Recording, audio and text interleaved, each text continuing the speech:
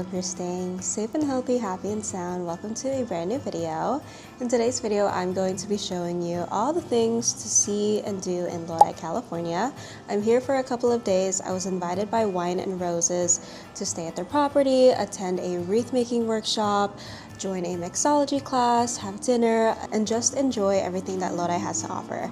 I haven't been to Lodi since I was a little girl. In fact, my great-grandfather came to America by boat and he settled in Lodi, California. So I have quite a lot of family here. I also have a lot of family history here. I plan on not only eating and drinking all the wine that there is in Lodi, but I also want to make a pit stop at the local library and read about the Filipino influence on agriculture and viticulture. And I also want to take the time to visit my great-grandfather's grave. He is located right here in Lodi, so I might as well because I don't know when the next time I'm ever gonna be here again. So yeah, this is a really exciting travel guide that I'm so excited to share because we touch base on everything that Lodi has to offer, but we also touch base on a little bit of my family history as well as the influence of Filipino culture in this little town and agriculture as a whole in Northern California. So if you're excited to learn more, keep on watching.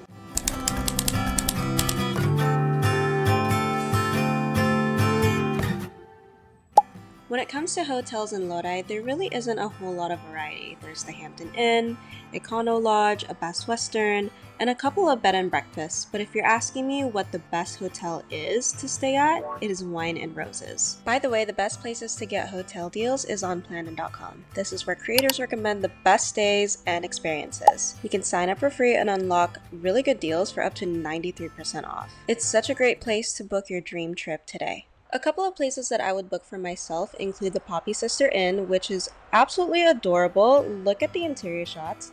I would stay at the Lodi Hill House, which is also very cozy and very affordable as well. And I would also stay at the Cottage on Armstrong, which is again really cozy, homey, and just super cute. I'll definitely have to save these hotels for a later trip.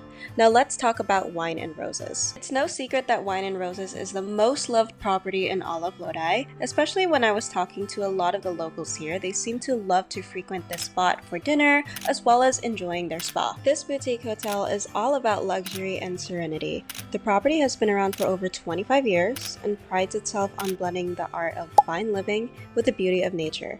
Boasting 66 award-winning guest rooms, each room is uniquely designed with the intention of bringing both comfort and luxury to all guests.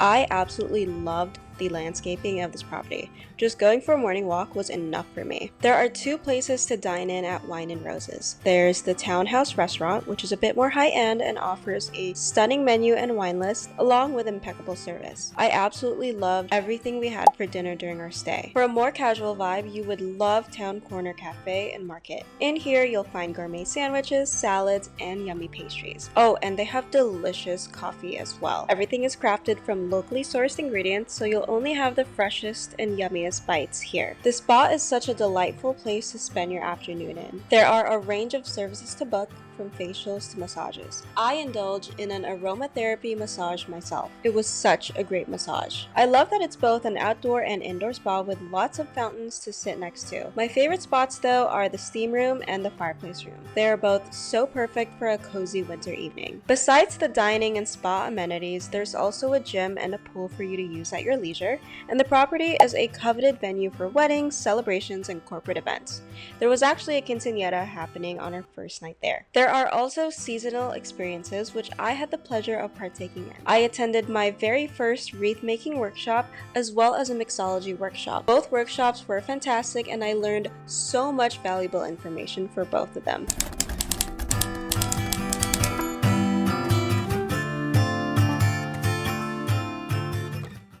A lot of locals in Lodi raved about Thai Spices being the best Thai restaurant in the city, so we absolutely had to check it out. Needless to say, it did not disappoint.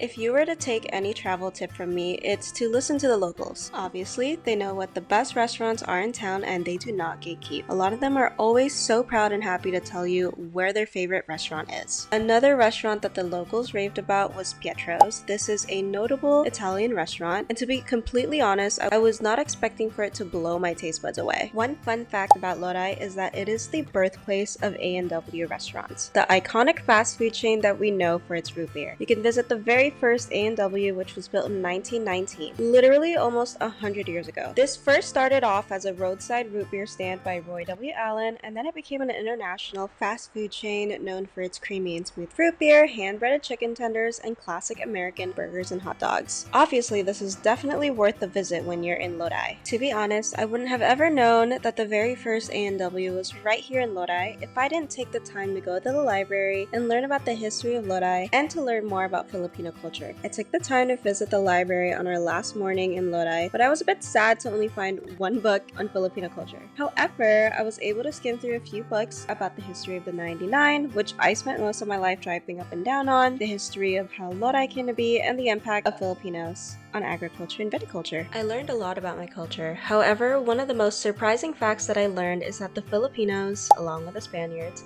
actually discovered America nearly 100 years before the Pilgrims discovered Plymouth.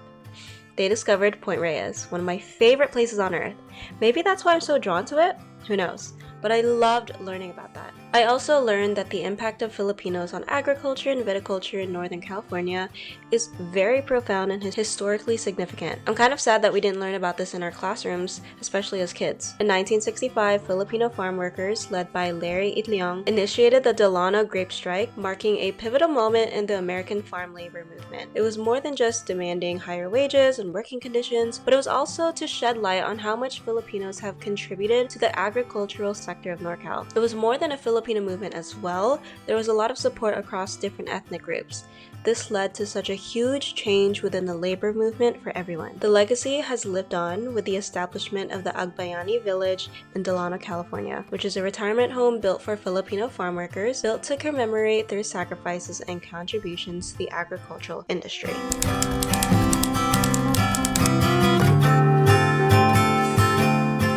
Speaking of wine, let's talk about some wineries that are worth visiting in Lodi, California. I discovered Stoneham Vineyards from our yoga teacher at Wine and Roses. Our yoga teacher was named Francesca Stoneham, and she was raving about her family's vineyard, so of course we had to go and visit.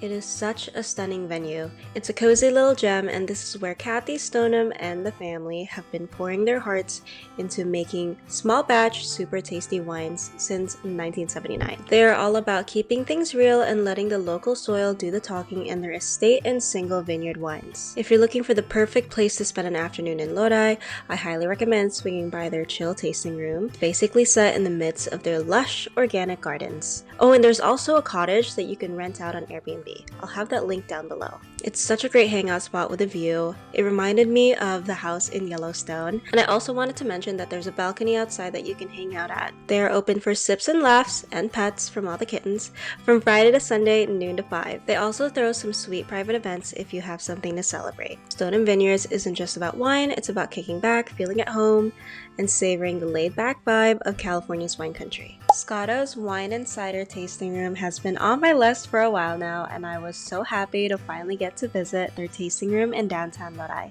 Scotto's Wine and Cider carries a rich 5-generation legacy that traces back to 1883. From the island of Ischia to Brooklyn and now Lodi, the company has prided itself in their deep tradition of Italian winemaking while also implementing modern methods. Their commitment to wine also transcended into the world of ciders.